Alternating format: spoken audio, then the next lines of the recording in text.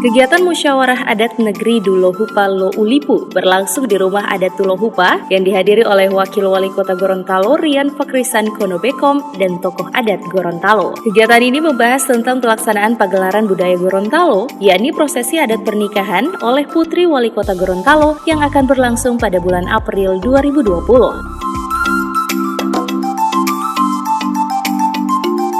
Sebagai salah satu daerah adat yang ada di Indonesia, Kota Gorontalo memiliki berbagai macam prosesi adat mulai dari adat kelahiran, adat pemakaman, adat hitanan, dan adat pernikahan yang kaya akan makna dari filosofi kehidupan warga Gorontalo.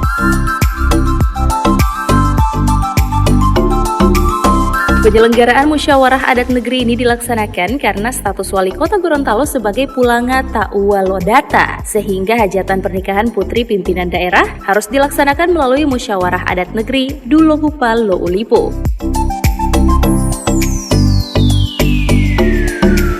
Ketua Panitia Pelaksana Dr. Andes Haji Dedi Kadullah menjelaskan, pelaksanaan kegiatan ini merupakan bentuk pelestarian kebudayaan Gorontalo yang akan dirangkaikan pada peringatan Hari Ulang Tahun Kota Gorontalo ke-292, 19 April 2020.